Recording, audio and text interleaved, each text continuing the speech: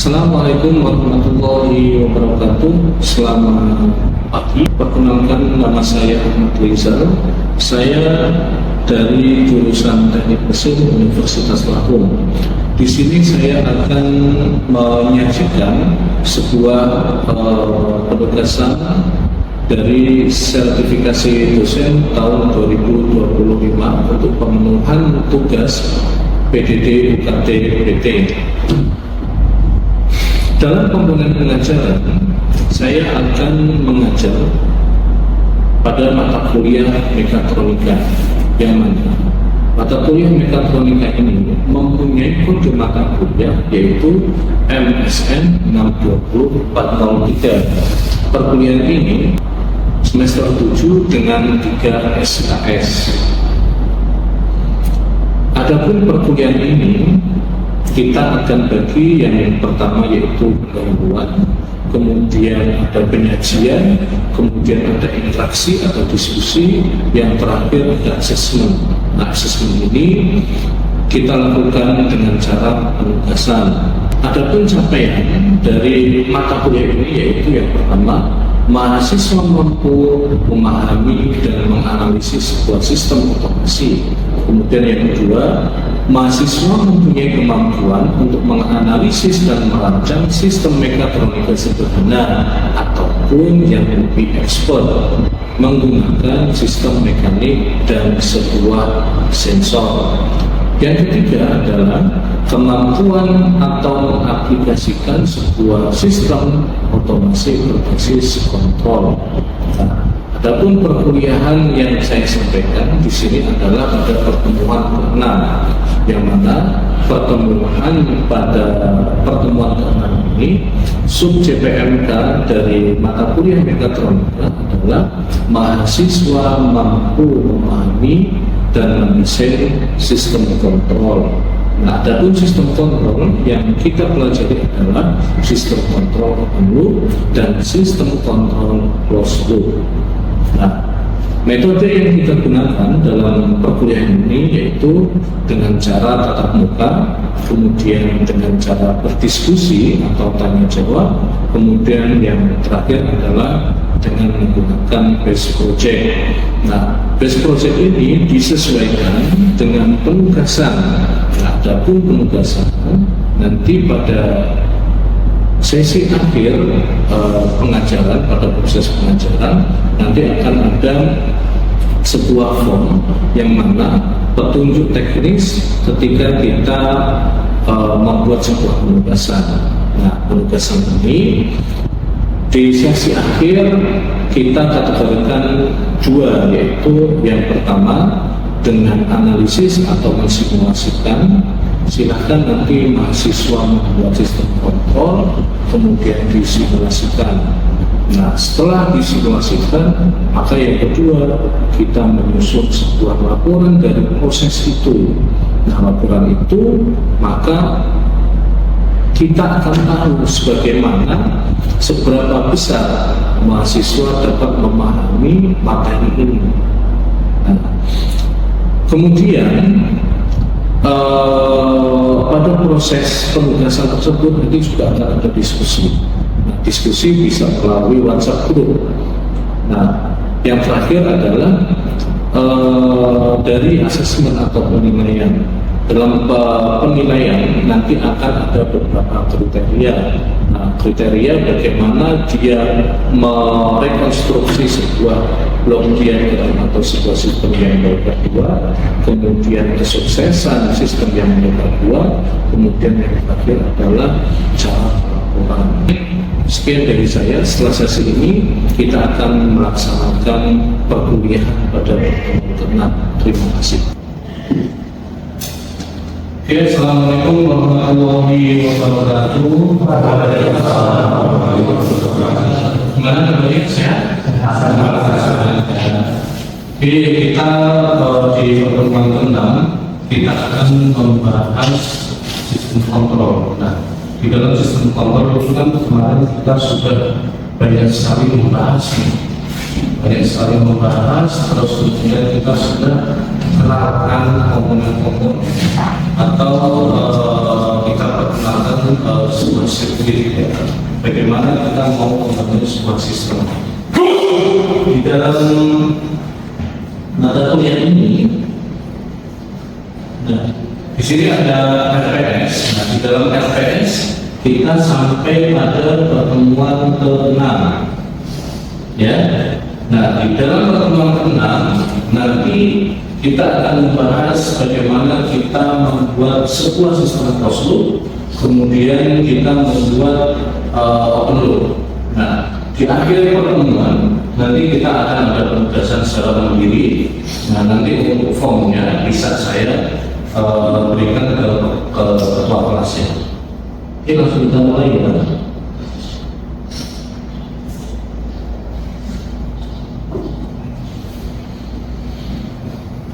Oke, dari pertemuan sebelumnya ada pertanyaan? Ada pertanyaan? Belum ya? Oke. Kita akan membahas tadi sesuai dengan RPS. Di sini ada sistem kontrol. Nah, di dalam sistem kontrol di sini ya. Nah, kita membahas sistem kontrol. Nah, di dalam sebuah sistem kontrol di sini ada yang namanya open loop dan closed loop. Pernah mendengar open closed loop? Apa? Kira-kira apa? Open loop sama closed loop. Nah, apa yang membedakan sistem open loop dan closed loop? Kita sama teman-teman kita memahami ini. Nah, apa? Kira-kira apa? Kalau open loop dia tidak ada proses ulang, langsung satu arah. Kalau closed loop bisa berganti. Dia berganti ya. Iya, boleh. Yang lain? Pada saat lain.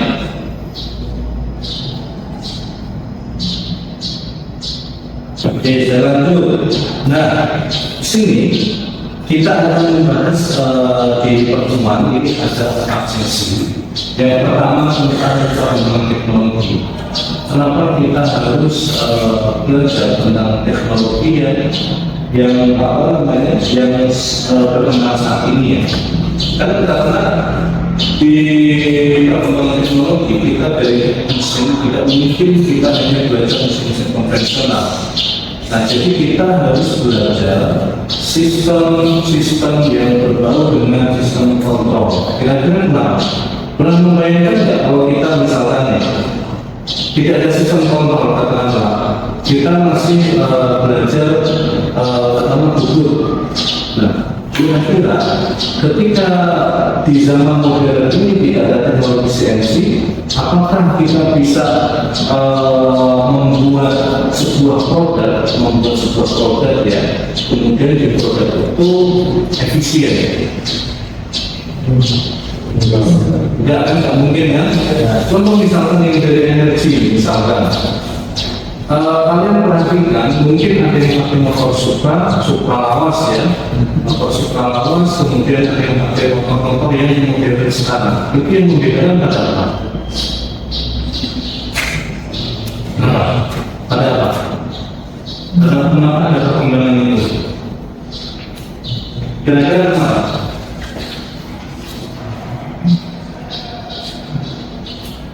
Nah, salah satunya yaitu teknologi.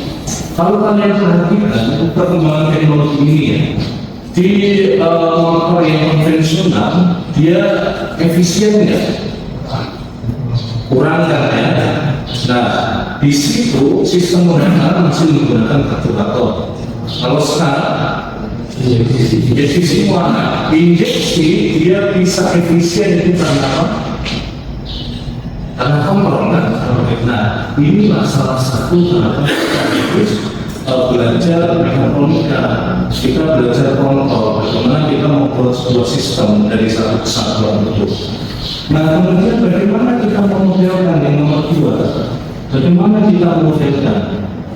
Nah, setelah kita membuat kita memikirkan, kemudian kita membuat sebuah modelnya. Tujuannya apa? Kenapa kita harus membuat model?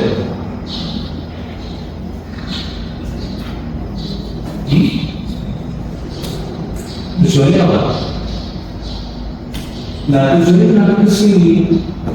Aplikasi dan simulasi. Karena dengan pemodelan ini, dengan kan ada algoritma, kalian sudah ngambil mata algoritma kan? Nah, di situ ada alur kan, ada alur bagaimana saya mau membuat sebuah sistem. Nah, di sini fungsi aplikasi, kemudian kita simulasikan algoritma. Tidak langsung membuat prototype. Kalau kita langsung membuat prototype, nanti jika ada kegagalan, nah di situ akan ada kerugian di sini. Ya. Kemudian yang terakhir, di sesi terakhir nanti kita ada diskusi ini. Nah, diskusi ini nanti di sesi akhir, kalau ada nanti ada pembahasan. Nah, diskusi ini nanti kita diskusikan bagaimana kita membuat simulasinya. Dan menggunakan apa? Intercap ini. Pernah menggunakan ini ya? Belum pernah menggunakan? Nah ya. Nah, kemudian di sini saya tunjukkan tadi apa namanya di kita di teknik mesin. Ini kan satu kesatuan ya. Karena orang teknik tidak hanya belajar mekaniknya saja. Nah, ini beberapa tulisan sebuah sistem, mulai dari sistem modeling, simulasi, kontrol, sensor. Nah, kemudian di sini ketemu nih mekatronik. Nah, sekarang yang bisa pelajari. Nah, kalau kita masih menggunakan sistem mekanik saja tanpa adanya elektronik, adanya digital kontrol atau kontrol sirkuit, apalagi kontrol kemudian software dari irisan ini semua, kita tidak akan mendapatkan mekatronik. Nah, jadi kira-kira dari mekatronik ini kita akan mempelajari ini semua. Nanti baru kita aplikasikan dalam sebuah simulasi tadi yang namanya Tinkercad. Nah, sebelum kita masuk ke Tinkercad tadi, kita harus tahu nih aplikasi yang akan sistem yang akan kita buat.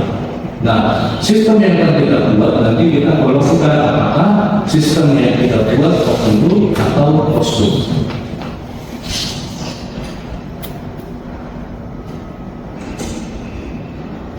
Nah, kalau kita bicara dengan aspek dari sistem kontrol dari mekatronik tadi ya, nah di situ ada input sinyal, kemudian ada kontrol sistem, ada output sinyal. Nah, dari ini semua kita bisa memplanning bagaimana kita menggunakan user, kemudian bagaimana kita membuat sebuah pengendalinya, kemudian bagaimana kita mengeksekusi. Ya, nah dari ini semua baru kita bisa mendapatkan ini.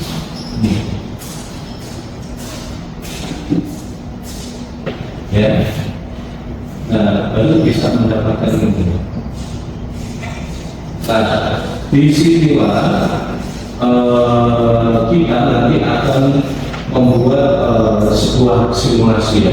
Membuat sebuah simulasi yang mana simulasi ini nanti kita akan kategorikan nanti di pembahasan. Nah, ini yang membedakan antara open loop dan closed loop. Nah, dari open loop di sini tidak ada referensi. Ketika terjadi kesalahan atau apa, dia tidak masalah. Yang penting ada input, kemudian ada prosesnya, aktualnya, kemudian ada outputnya. Nah, kemudian kalau closed loop tadi sudah dijelaskan teman kita ya, di sini ada feedbacknya. Nah, feedbacknya ini bisa berupa measurement atau pengukuran. Nah, di sini ada komparasinya juga. Setelah ada pengukuran nih, kan balik melihat set poinnya, aktualnya seperti apa. Ini berarti akan di komparasi, kemudian kontrol ini akan mengendalikan untuk menjadikan sebuah proses. Sampai sini ada yang tanya? Ada ya? Nah, kalau kita melihat blok 1, 2, 3, 4, ini yang berbeda apa? 1, 2, 3, 4. Jadi ketika kita membuat sistem kontrol ini, kita tidak serta-merta kita langsung membuat hardware-nya. Tidak, tapi kita harus membuat flow dulu. Yang dulu kita pernah belajar pemrograman. Nah itu kan ada pelajaran nih, ada mata kuliah flowchart-nya kan. Nah sama di sistem kontrol pun seperti itu. Nah di sistem kontrol sini juga harus ada flow. Agar apa? Agar kita tahu nih prosesnya seperti apa, nanti bagaimana sebuah proses itu dijadikan plan, kemudian apakah di situ ada penyembuhan atau tidak, baru feedbacknya nanti di operasi. Nah dari 1, 2, 3, 4 ini yang perlu membedakan apa?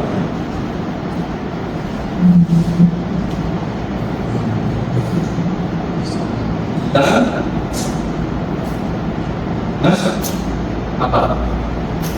Yang membedakan apa kira-kira?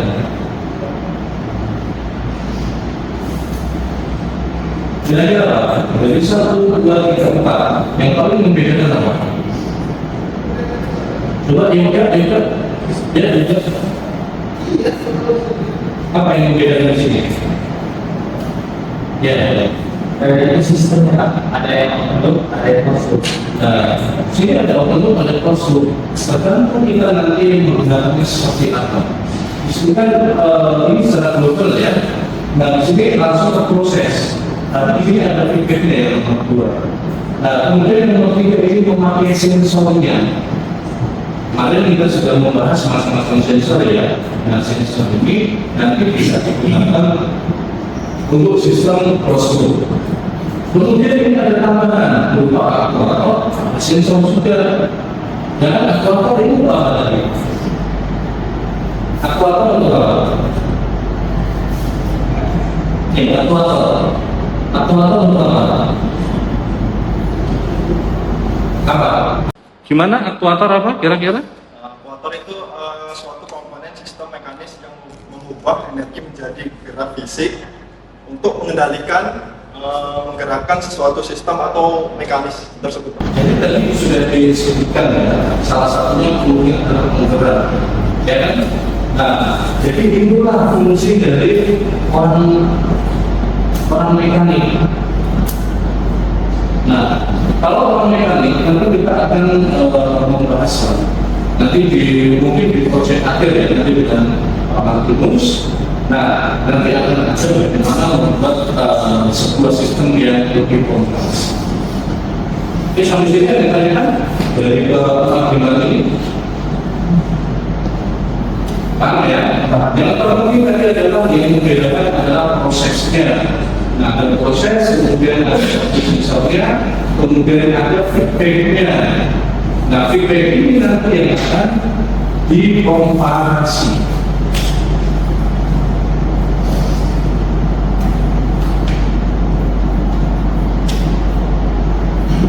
Nah, ini contohnya dari open loop sama closed loop. Nah, ini yang membedakan apa ini? Yang open loop sama closed loop. Ini kan open loop. Nah, kemudian ini closed loop. Nah, ini yang membedakan apa? Apanya? Nah, ada feedback kan? Nah, di sini yang kalian perhatikan adalah dari sensornya. Nah, sensor di sini berarti di sini kan ada koreksi, ya? Nah, sedangkan di dalam sistem open loop di sini tidak ada koreksi, dia hanya angka langsung 30, langsung 25, ya? Nah, sedangkan di apa namanya, di closed di sini kita bisa menggunakan potentiometer. Nah, potentiometer di sini diperlihatkan ya, dia angkanya bisa dari 0 bisa sampai ke 30 derajat. Nah, inilah tadi yang disebutkan aktuator ya, motornya. Paham ya? Misalkan nanti kalian mau membuat sebuah proyek akhir nih, membuat palang otomatis di depan jurusan kita, nah kita menggunakan sistem model seperti ini. Tapi kalau palang itu kan nggak mungkin dari pembukaan apa namanya pergerakan 0 derajat 20 nggak mungkin. Di dia langsung ke berapa pembukaannya. Biasanya sebelum mau belajar langsung naik ya. Sampai sini ya. Oke, ya. Nah, ini ada penugasan. Tadi yang saya sampaikan di penugasan di situ ada simulasi, kemudian ada laporan. Nah, nanti saya menjelaskan bagaimana kita mensimulasikan, kemudian kita membuat laporan. Nah, laporan ini jangan terlalu banyak, cukup 3 halaman dari proyeknya simulasinya kalian buat. Saya contohkan di sini.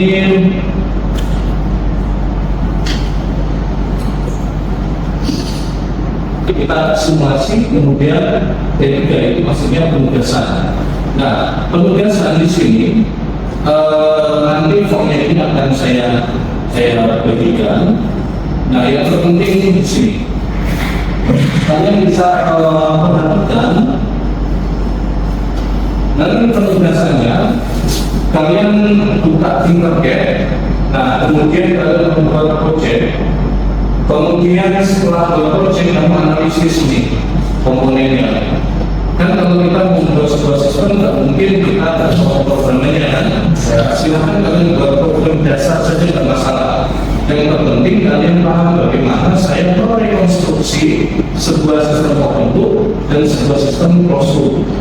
Nah, setelah kalian membuat perancangannya, kalian simulasikan apakah sukses atau tidak. Kemudian setelah itu buat laporannya. Nah, buat dengan Microsoft Word, silahkan lagi kumpulkan pada file ini. Ya, dilihat laporannya ya. Nah, kemudian saya contohkan di sini. Nanti ketika kalian silakan buat ininya sendiri, kalian membuat akun, ya, buat akun, kemudian silakan kalian simulasikan di sini. Nah, setelah disimulasikan, nanti buat sebuah laporan. Nah, kalau kita lihat di sini, kita buat nih.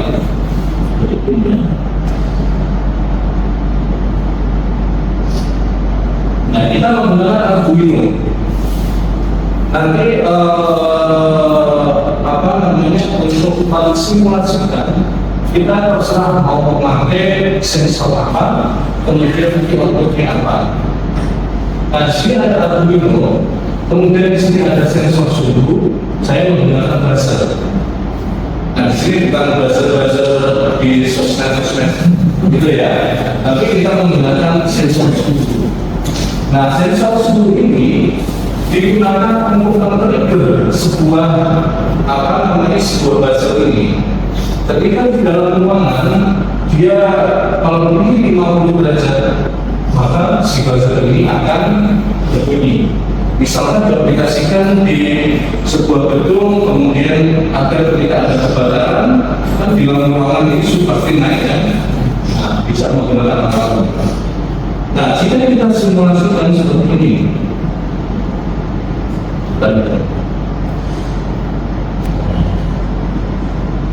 nah, kita simulasikan di sini. Ini terlihat berapa derajat? 25 ya. Nah, ketika di suhu ruangan ini masih 25 derajat, nah ini alarm belum berbunyi nih. Tetapi ketika suhu kita sudah mencapai 20 derajat, maka alarm berbunyi. Nah, di sini berarti sebuah sensor suhu akan merekam suhu ruangan ini. Kemudian ketika suhunya melebihi 50, maka alarm ini akan berbunyi atau buzzernya akan berbunyi. Paham ya? Nah, jadi nanti setelah kalian membuat ini, silahkan kalian capture gambar kalian, kemudian kalian analisis sendiri di dalam sebuah laporan. Ini sesuai dengan aturan penugasan tadi. Ya, oke, sampai sini ada yang tanya? Ada yang tanya? Oke, nanti silahkan jika tidak ada pertanyaan nanti kita bisa berdiskusi di WA Group. Kemudian jika ada kesulitan, nanti kita bisa diskusikan bagaimana membuat sebuah sistem ini di dalam Tinkercad akun masing-masing. Ya, oke, ada pertanyaan? Jadi ya, yang terpenting adalah arahan. Nah, jika kita tidak tahu kesalahan kita, maka kita tidak akan ada perubahan.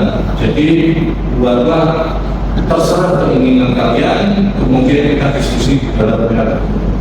Oke, sekian. Jika tidak ada pertanyaan, perkuliahan saya akhiri.